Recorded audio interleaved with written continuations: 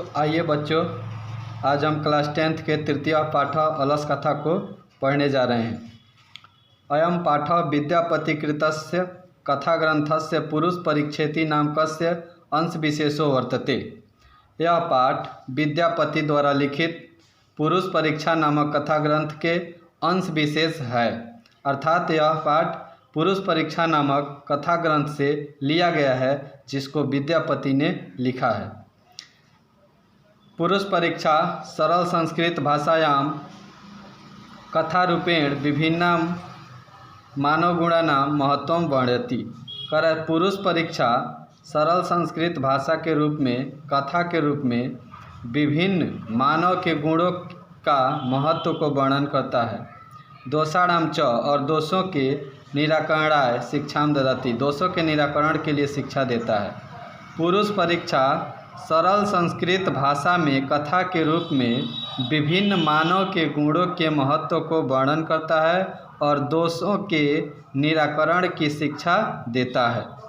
विद्यापति लोकप्रिय मैथिली कवि आसीत्। विद्यापति लोकप्रिय मैथिली कवि थे। अपि च बहुनां संस्कृत ग्रंथानां निर्माता अपि विद्यापति आसीत् इति तस्य विशिष्टता संस्कृत विषय अपि प्रभुता अस्ति। कि और भी बहुत से संस्कृत ग्रंथों के निर्माता भी विद्यापति थे। ऐसा उनकी विशेषता बहुत से संस्कृत भाषा में, बहुत से संस्कृत विषय में मिलता है। प्रस्तुते पाठे आलस्य नामकस्य दोषस्य निरूपणे व्यंग्यात्मिका कथा प्रस्तुता विद्यते। प्रस्तुत पाठ में आलस्य नामक दोष के निरूपण कथा व्यंग के रूप में प्रस्तुत किया गया है। नीतिकारा आलस्यम रिपुरूपम मन्यते। नीतिकार आलस्य को शत्रु के रूप में मानते हैं।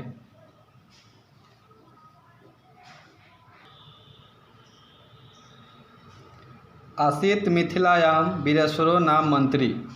मिथिला में वीरेश्वर नामक मंत्री थे। स च स्वभावात् दानशील काणिकः च सर्वेभ्यो दुर्गतेभ्यो अनाथेभ्यः च प्रत्यहम् इच्छा भोजनम दाप्यति। वह स्वभाव से दानशील करुणावान थे। सर्वेभ्यो दुर्गतेभ्यो यानी कि सभी संकटग्रस्तों को और अनाथों को, अनाथेभ्यः च कि मंत्री जो थे वो स्वभाव से दानशील थे, करुणावान थे यानी दयावान थे, और सभी संकटग्रस्तों को, सभी अनाथों को प्रत्यहम इच्छा भोजनम यानी प्रतिदिन इच्छा अनुसार भोजन दाप्यति माने देते थे। जो मंत्री थे मिथिला में, वीरेश्वर नामक मंत्री, वह स्वभाव से दानशील थे और करुणावान थे, और सभी संकटग्रस्तों को, सभी अनाथों को प्रतिदिन उनके इच्छा अनुसार भोजन देते थे। तन्मध्ये अलसेभ्यो अपि अन्न वस्त्रे दाप्यति। उसी बीच आलसियों को भी अन्न और वस्त्र देते थे। यत क्योंकि कहा गया है, निर्गतिनाम च सर्वेषाम अलसा प्रथमो मत किंचिन क्षमते कर्तुम जाठ्रेण अपि बहनीना। निर्गतिनाम यानी कि संकटग्रस्तों का, च सर्वेषाम अलसा और सभी आलसियों का, प्रथमो मत यानी प्रथम सिद्धांत होता है। सभी संकटग्रस्तों का और सभी आलसियों का प्रथम सिद्धांत यह होता है, किंचिन क्षमते कर्तुम जाठ्रेण अपि बहनीना। कुछ भी करने के लिए समर्थ नहीं होते हैं, पेट से संबंधित आग के लिए भी। कि सभी संकटग्रस्तों का और सभी आलसियों का प्रथम सिद्धांत यह होता है कि वह पेट से संबंधित आग को भी मिटाने के लिए, अर्थात भूख को मिटाने के लिए भी कुछ भी करने के लिए समर्थ नहीं होते हैं, अर्थात कोई भी कार्य नहीं कर सकते हैं। ततो अलस पुरुषाणाम तत्र इष्ट लाभम श्रुत्वा बहवः तुंद परिमृजा तत्र बर्तुली बभूव। यतः कि सभी आलसी पुरुषों के इस लाभ को सुनकर बहुत से तोंद बढ़ाए हुए लोग वहाँ पर इकट्ठा हो गए। मतलब आलसियों के लाभ को सुन करके बहुत से लोग वहाँ पे इकट्ठा हो गए मंत्री के पास। यतः क्योंकि स्थिति सौकर्य मूला ही सर्वेषामपि सन्हते। स जातीनां सुखम दृष्ट्वा के न धावन्ति जन्तवः। कहा जा रहा है कि सुविधाजनक स्थिति निश्चित रूप से सभी को अच्छे लगते हैं। अपनी जातियों के सुख को देखकर कौन नहीं दौड़ता है। पश्चात ईषत् अलसानां सुखम दृष्ट्वा धूर्ता अपि कृत्रिम आलस्यम दर्शयित्वा भोज्यम गृह्णन्ति। बाद में आलसियों के सुख को देखकर धूर्त लोग भी कृत्रिम आलस्य दिखा करके भोजन ग्रहण करने लगे। तत् अनंतरम अलसशालायां बहुद्रव्यव्ययं दृष्ट्वा तत्नियोगी पुरुषै परामृष्टम्। उसके बाद आलसियों के घर में बहुत से धन के खर्च को देखकर नियोगी पुरुष के द्वारा विचार किया गया, सोचा गया, यत् अक्षम बुद्ध्या करुणया केवलम अलसेभ्य स्वामी वस्तुनि दाप्यति कपटेन अलसा अपि गृह्णन्ति इति अस्माकं प्रमादः।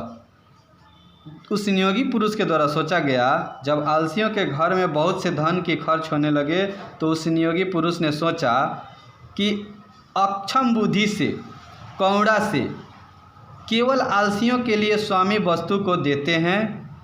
कपटेन अलसा यानी कि जो कपटी अलसा है वो लोग भी इस धन को ग्रहण कर रहे हैं, भोजन को ग्रहण कर रहे हैं। इति अस्माकं प्रमादः, यह हम लोगों की आलस्यता है जिसके कारण ये धूर्त लोग भी क्या कर रहे हैं, भोजन को ग्रहण कर रहे हैं।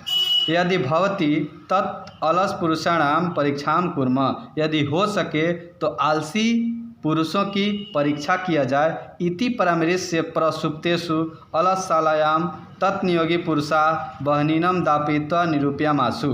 कह रहा है कि इति परामृश्य, ऐसा सोच करके, ऐसा विचार करके सोए हुए प्रसुप्तेषु यानी कि सोए हुए आलसियों के घर में उस नियोगी पुरुष के द्वारा आग लगा दिया गया और वे आग लगा करके वह नियोगी पुरुष देखने लगे। ततो गृह लग्नम प्रवृद्धम अग्नि दृष्ट्वा धूर्ता सर्वे पलायिता। कह रहा है कि तभी घर में लगी हुई आग को देखकर सभी धूर्त लोग भाग गए। पश्चात ईषत् अलसा अपि पलायिता। कह रहा है कि बाद में ईषत् अलसा, ईषत् मतलब होता है थोड़ा, बाद में जो कम आलसी थे, थोड़े कम आलसी थे, वो लोग भी भाग गए। कह रहे चत्वारः पुरुषाः तत्र एव सुप्ताः परस्परम आलापन्ति। 4 पुरुष वहीं पे सोए हुए आपस में बातचीत करते हैं। एकेन वस्त्रावृत मुखेन उक्तम। कह रहे एक के द्वारा वस्त्र से ढके हुए मुंह से बोला जा रहा है। अहो कथमयम कोलाहल। एक ने, पहला ने बोला कि अरे ये कैसा शोरगुल हो रहे हैं। द्वितीय न उक्तम, दूसरा ने बोला तर्क्यते यदस्मिन् गृहे अग्नि लग्नो अस्ति। दूसरा ने तर्क दिया कि लगता है घर में आग लग गया है। तृतीय न उक्तम, तीसरा ने कहा को अपि तथा धार्मिको न अस्ति, कोई ऐसा धार्मिक व्यक्ति नहीं है। य इदानीं जलाद्रय वासोपि कटई वासमान प्रावीणोति। कोई ऐसा धार्मिक व्यक्ति नहीं है जो इस समय जल से भीगे हुए चटाई या आसनों से हम लोगों को ढक दे। चतुर्थेन उक्तम, चतुर्थ ने बोला, चौथे जो पुरुष सोया हुआ था उसने बोला अय वाचाल कति वचनानि वक्तुम शक्नुत तूष्णीम कथम न तिष्ठत। बोला कि अय वचाल, अरे बोल तू, क्या बोले जा रहा है, तू तूष्णीम कथम न तिष्ठत, कितना बोलता है। वो बोला कि अरे वचाल, कितना बोलता है, चुप क्यों नहीं सोते हो। ततः चतुर्णाम अपि तेषाम एवं परस्परम आलापम श्रुत्वा बहनीनम च प्रवृद्धम एषाम उपरि पतिष्यन्तं दृष्ट्वा नियोगी पुरुषै वर्धभयेन चत्वारो अपि अलसा केशेष्वा कृष्य गृहीत्वा गृहात बहिकृता।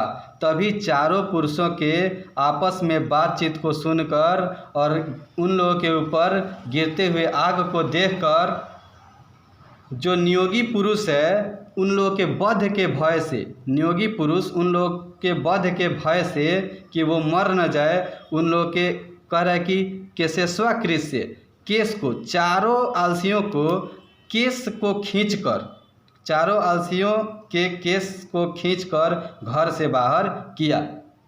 जो नियोगी पुरुष थे उन्होंने क्या किया, उनके केस को पकड़ करके बाहर घर से निकाला ताकि वो लोग मर नहीं जाए, उन लोगों के ऊपर आग गिर रहा था।